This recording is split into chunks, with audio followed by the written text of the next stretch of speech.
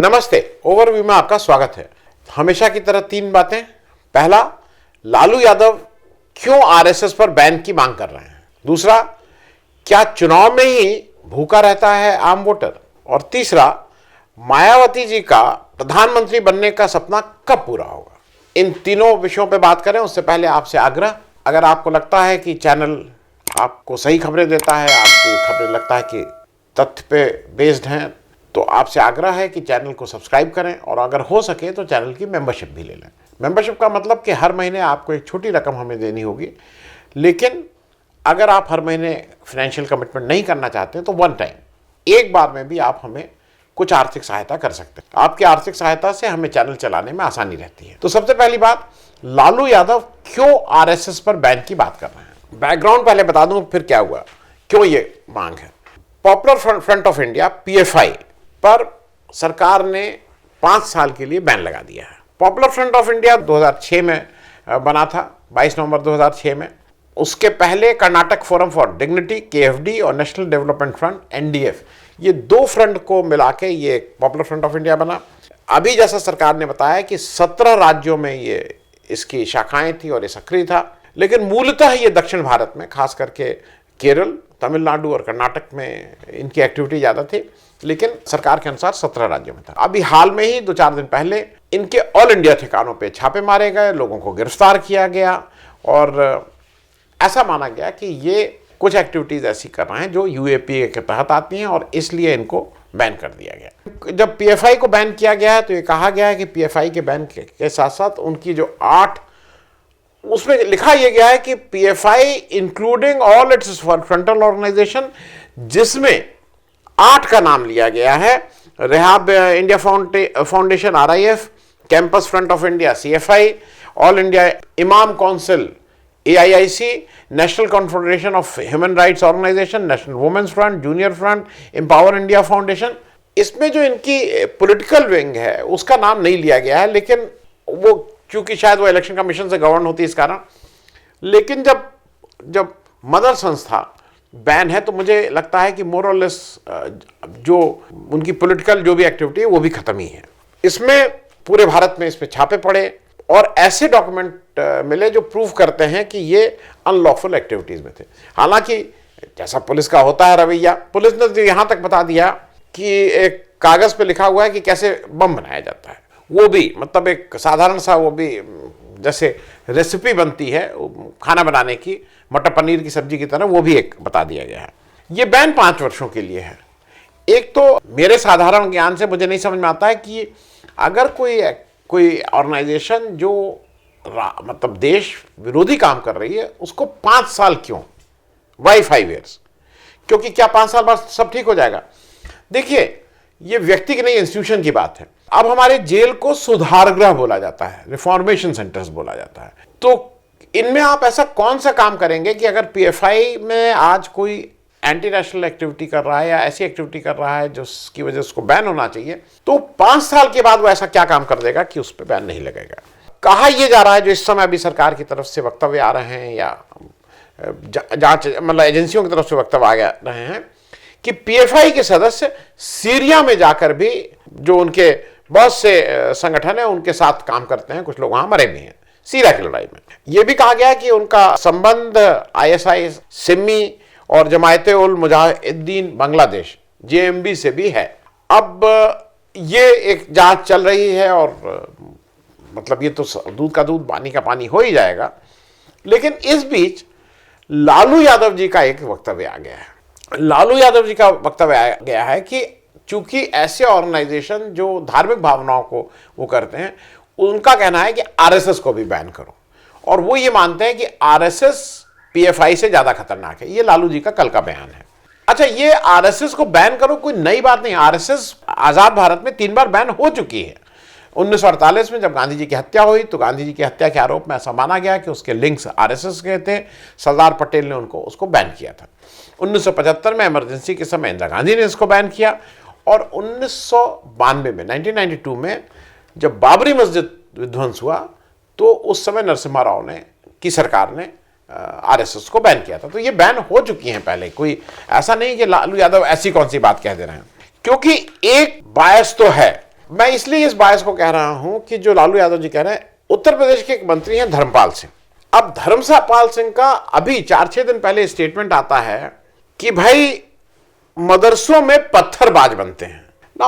आप सारे मदरसों में हो सकता है कि इस तरह की किसी मदरसे में होती हो, तो किसी विद्यालय में भी होती होगी, तो उसका कोई धर्म से लेना देना नहीं। लेकिन अगर उनका कहना यह है कि मदरसों में पत्थरबाज बनते हैं, और ये पत्थरबाज, उन्होंने उसको वो भी किया, ये पत्थरबाज नमाज के बाद मस्जिद से पत्थरबाजी करते हैं। तो ये एक किसी धर्म विशेष को इस तरह से टारगेट करना क्या उचित है, ये एक देखने वाली बात होगी। मस्जिद में नमाज पढ़ने के बाद जब पत्थरबाजी होती है और उस पत्थरबाजी में वो अबोध छात्र मदरसे के होते हैं, इसकी चिंता है। इस सर्वे से विराम लग जाएगा निश्चित रूप से, क्योंकि बच्चे ही भविष्य हैं।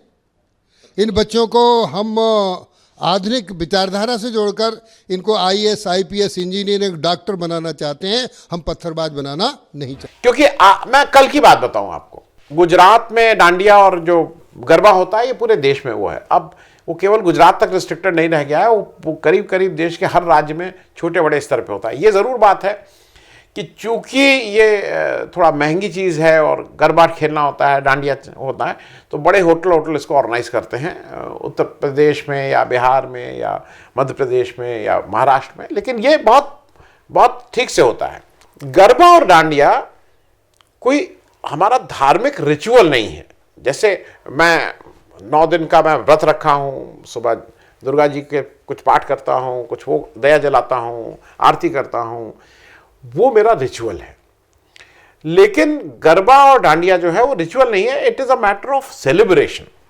सेलिब्रेट करते हैं, खुश होते हैं, बाहर जाते हैं, लोगों से मिलते जुलते हैं, अपने समाज के लोगों से। और इसमें अभी कल की बात है कि गुजरात में बजरंग दल के कुछ लोग पहुंचे और उन्होंने आइडेंटिटी कार्ड चेक करना शुरू किया डांडिया में लोगों का, और उन्होंने फिर उसमें आइडेंटिफाई किया, उसमें कि 4 मुसलमान लड़के थे उसमें, यंगस्टर्स, और उसमें से 3 भाग गए, एक की उन्होंने ठीक से पिटाई की। अब मतलब अगर ये धार्मिक रिचुअल नहीं है, विच इज अ सेलिब्रेशन, तो क्या हम सेलिब्रेशन अकेले मनाएंगे? हम ये बातें आपसे इसलिए कहते हैं क्योंकि दिवाली के बहुत से पटाखे आप ज़्यादातर जाइए तो मुसलमान दुकान बेचते हैं, मुसलमान बनाते हैं उसको। तो क्या हम पटाखे जलाना बंद कर दें? तो जो मूल रूप से जो पिचकारी है, उसको जब मैं बनवाने जाता था, मुझे ठीक से याद है बचपन में, तो वो जो कारीगर होते थे, वो जनरली साइकिल वाले या वो होते थे जो पिचकारी ठीक करते थे, वो मुसलमान होते थे। तो क्या तो वो मुसलमान है तो मेरी पिचकारी नहीं ठीक कर सकते हैं?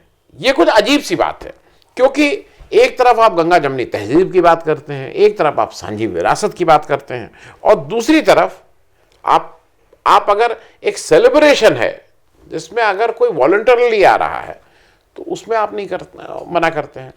अगर आपका यह है कि वो अकेले लड़के क्यों आए, दूसरे धर्म के भी अकेले लड़कों को मत एंट्री दीजिए, ये बात समझ में आती है। लेकिन सिर्फ धर्म को मुद्दा बना के किसी को रोकना मेरे हिसाब से बहुत स्वस्थ नहीं है, जो हमारी गंगा जमनी तहजीब है, साझी विरासत जिसको बोलते हैं। क्योंकि PFI पे बिल्कुल ठीक से जांच होनी चाहिए, सभी ने कहा है, स्वागत किया है, और जांच होके जो भी इसमें दोषी हो उसको कड़ी से कड़ी सजा मिलनी चाहिए। ये केवल एक इलेक्शन का मुद्दा कि हमें इसको करके हमें वोट मिल जाएंगे, और मैं जो एक एजेंडा चला रहा हूं, जिस तरह से मैं वोट बनाता हूं बाइनरी बना के, हिंदू मुस्लिम इंडिया पाकिस्तान, उस तरह से इसको यूज नहीं किया जाएगा, ऐसी इच्छा है, ऐसा लगता है कि ऐसा होना चाहिए। अब मैं दूसरी बात कर लूं, क्या चुनाव में ही भूखा रहता है आम वोटर? ये बात मैं इसलिए कह रहा हूं कि कल जो केंद्र सरकार है उसने 7वीं बार इस स्कीम को, जिसको आप फ्री ग्रेन स्कीम कह लीजिए या राशन फ्री बांटने की स्कीम कह लीजिए, उसको 7वीं बार 3 महीने के लिए दिसंबर तक के लिए बढ़ा दिया। ये स्कीम 30 सितंबर को खत्म हो रही थी। इस कैबिनेट के निर्णय की जानकारी information and broadcasting minister Anurag Thakur ji, वही देश के गद्दारों को कस के जो वो करते हैं, मैं इसलिए हरदम याद रखता हूं क्योंकि वो उनका इतना वो है, वो दिमाग से हटता नहीं उनकी वो वाली छवि। तो अनुराग ठाकुर जी ने इसकी जानकारी दी, और जो उनका कहना यह है, जो ऑफिशियल रीजन है वो कहा गया कि त्योहारों के कारण। और अच्छा है कि इस बार उन्होंने त्योहारों में जब नाम लिखा वो किया तो उन्होंने मुस्लिम त्यौहार को भी इंक्लूड किया, क्रिश्चियन को भी किया, हिंदू तो थे ही त्यौहार। लेकिन जानकार लोगों का कहना है कि ये गुजरात और हिमाचल प्रदेश के इलेक्शन को ध्यान में रख के इसको एक्सटेंड किया गया है। तो मेरा जो अपना मानना है कि भाई मेरे लिए तो ये अच्छा डिसीजन है, क्योंकि गरीब को भोजन तो मिले, गरीब को भोजन चाहे किसी के पैदा होने पे मिले चाहे किसी के मरने पे मिले, मतलब चाहे वो जन्मदिन का भोजन हो चाहे तिरही का भोजन हो, लेकिन अगर किसी गरीब का पेट भर रहा है तो ये ठीक है। देखिए एक चीज समझ लीजिए, ये सब क्यों होता है। एक देश का एक कानून बना, national food security act 2013, Manmohan Singh सरकार में। ये सरकार का एक्ट है जिसके अंतर्गत गरीब व्यक्ति को 2 से 3 रुपए प्रति किलो के हिसाब से अनाज मिलता है। वो दो तरह के राशन कार्ड हैं, उसके अनुसार 2 से 3 रुपए किलो का पर उसको अनाज मिलता है पीडीएस के थ्रू। वो जो याद है ना, जब उसी में निर्मला सीतारमन जी गई थी और उन्होंने पीडीएस की दुकान का जब इंस्पेक्शन किया तो मोदी जी की वहाँ फोटो नहीं थी तो उस पर गुस्सा हो गई थी। खैर ये पीडीएस के थ्रू होता है। और ये जो अभी सरकार की जो स्कीम है, जो सरकार इसमें जिसको कहा जा रहा है फ्री बांट रही है, उस स्कीम का नाम है पीएम गरीब कल्याण अन्न योजना, प्रधानमंत्री गरीब कल्याण अन्न योजना, PMGKAY। ये शुरू हुई थी कोविड के समय। ये इसके अंतर्गत जो नेशनल फूड सिक्योरिटी एक्ट के तहत जो पात्र हैं जिनको मिलता, उन्हीं लोगों को 5 किलो राशन प्रति माह फ्री, मतलब उसका कोई पैसा नहीं दिया जाता है, वो फ्री दिया जा रहा है। और हिंदुस्तान में इस समय एस्टिमेटेड करीब 80 करोड़ लोगों को ये फ्री राशन मिल रहा है। अब इसको फ्री कहिए, मुफ्त कहिए, वेलफेयर स्कीम बोलिए, रेवड़ी बोलिए, लेकिन ये हो रहा है। ये योजना कोविड मार्च 2020 में जब सेंट्रल गवर्नमेंट ने अपना एक पैकेज घोषित किया था 1,70,000 करोड़ का, उस पैकेज का हिस्सा थी। उस समय मार्च 2020 में ये 3 महीने के लिए लागू हुई, फिर दूसरी बार इसको 5 महीने के लिए लागू करके जुलाई से नवंबर 2020 तक किया गया।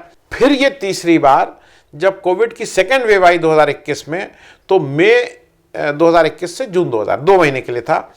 फिर चौथी बार ये 5 महीने के लिए एक्सटेंड की गई, जुलाई से नवंबर 2021 तक। 5वीं बार ये मार्च 2022 तक एक्सटेंड की गई। और उस समय फिर से जानकारों का कहना था कि उत्तर प्रदेश का चुनाव और बाकी जगह जो चुनाव हो रहे थे उनको मद्देनजर रखते हुए ये किया गया था। 6ठी बार ये सितंबर 2022 तक एक्सटेंड की गई और अब ये 7वीं बार दिसंबर तक एक्सटेंड की गई है। एक तरह से सरकार के अपना एडमिशन है और उसका अपना है कि 80 करोड़ लोगों को आज खाने, मतलब भोजन और राशन की तकलीफ है। ये सरकार एडमिट कर रही, तभी तो ये एक्सटेंड कर रही है। ठाकुर साहब ने, जो अनुराग ठाकुर साहब हैं, उन्होंने इस खर्च का आंकड़ा भी बिल्कुल ठीक से बताया है कि कहाँ कितना कैसे खर्च हो रहा है। उनके अनुसार अब तक 3,45,000 करोड़ खर्च हुआ है 6 फेजेस में। 7वें फेज में 44,762 करोड़, 44,762 करोड़ खर्च होगा। ओवरऑल 3,91,000 करोड़, 3,91,000 करोड़ होगा। टोटल जो अनाज बांटा गया है वो करीब 11.21 लाख मिलियन टन है। अब जो बेसिक बात मैं आपके साथ शेयर करना चाह रहा हूं, ये मोदी जी को थोड़ा ये कहना होगा कि मोदी जी की सरकार या मोदी जी जब बांटे तो उसको वो वेलफेयर मेजर बोलें, उसको वो उसका नाम कुछ और कहें। लेकिन अगर यही काम कोई ऑपोजिशन स्टेट करे तो उसको कहें रेवड़ी कल्चर, और उसको जो अंग्रेजी वाले हैं, जो मतलब अंग्रेजी स्कूल में पढ़े हैं, रेवड़ी एवड़ी तो उन्होंने खाया नहीं होगा, जो केक खाते हैं केक वाले, उसको कहें freebies, why we are giving freebies, why we are giving freebies, उसको वो फ्री बोलें। उसमें वो ये भी कहें कि ये मुफ्तखोर बनाया जा रहा है देश के लोगों को आलसी बनाया जा रहा है। 5 किलो राशन देने के बाद, मतलब अगर मैं हिंदू धर्म को मानता हूं, हमारे यहां तो बाकी तो छोड़ ही दीजिए, अगर कुछ दिया जाता है तो ये माना जाता है कि उसको भूल जाओ, उसके बारे में सोचो भी मत। यहां 5 किलो राशन देके हम लोग ये टिप्पणी करते हैं कि उनको मुफ्तखोर बनाया जा रहा है। सरकार का एक चीज बताइए, क्या ये सरकार का दायित्व नहीं है कि 2 वक्त की रोटी का इंतजाम करें? किसका दायित्व है? रोजगार कम हो रहे हैं, महंगाई बढ़ रही है, तो मानी हुई बात है कि खाने की दिक्कत होगी। तो मेरे हिसाब से ये चीज़ भी इम्पॉर्टेंट है। इसको रेवड़ी या मुफ्तखोरी या ये सब कहना बंद करिए, क्योंकि अगर किसी जिसके पास खाने को नहीं उसको आप ये खाना भी दें और उसको फिर मुफ्तखोर और रेवड़ी बांटी जा रही ये सब कहें तो ये ठीक नहीं है। अब उत्तर प्रदेश की जल्दी से मैं बात कर लूं। मायावती जी का प्रधानमंत्री बनने का सपना कब पूरा होगा? बीएसपी के राष्ट्रीय प्रवक्ता धर्मवीर चौधरी साहब ने कहा है कि मायावती जी विपक्ष में आके तीसरे मोर्चे में आने को तैयार हैं अगर उनको प्राइम मिनिस्टर कैंडिडेट अभी से डिक्लेयर कर दिया जाए तो वो तीसरे मोर्चे में शामिल हो जाएंगे। उन्होंने कहा, और उससे बिल्कुल स्पष्ट है कि वो non Congress non BJP front की बात कर रहे हैं। उन्होंने ये भी कहा कि नीतीश जी उनसे छोटे नेता हैं, वो बड़ी नेता हैं, और ये भी उन्होंने कहा कि अभी नीतीश जी आए थे, अखिलेश यादव से मिले, लेकिन मायावती जी से नहीं मिले, ये ठीक नहीं है। और उन्होंने ये भी बताया कि अखिलेश यादव तो एक बार चीफ मिनिस्टर बने हैं, मायावती जी 4 बार चीफ मिनिस्टर बनी हैं। और उन्होंने ये भी कहा कि बीएसपी जो है वो एक राष्ट्रीय पार्टी है, सीटें भले ही कम हो लेकिन उनका प्रभाव ज़्यादा है, ऐसा उन्होंने कहा। और ये भी उन्होंने कहा कि बिना मायावती जी के या बिना उत्तर प्रदेश के कोई राष्ट्रीय कोई भी अगर मोर्चा बन रहा है तो उसका कोई माने नहीं है। और चौधरी साहब के अनुसार मायावती जी बड़े हृदय वाली हैं, क्षमा कर देती हैं, और उन्होंने ये भी कहा कि विपक्ष में उनसे बड़ा नेता इस समय देश में कोई नहीं है। तो उनका यह भी कहना था कि अखिलेश यादव जी अगर साफ दिल से मायावती जी का नेतृत्व स्वीकार करें तो मायावती जी उनका फूलों से स्वागत करेंगी। और मेरा अपना ये मानना है कि सारे जो बयान हैं वो मायावती जी की सहमति या अप्रूवल ही से किए होंगे। किसी की हिम्मत नहीं है बीएसपी में कि वो इस तरह का बयान दे। तो अब मायावती जी के बिना मतलब विपक्ष को नहीं हो सकता। और प्राइम मिनिस्टर कैंडिडेट तो मैं भी मानता हूं कि बिल्कुल प्राइम मिनिस्टर उनको कैंडिडेट हैं। सपा में एक नया चीज देखने को मिली, वो भी थोड़ा हंसी का पात्र हुआ।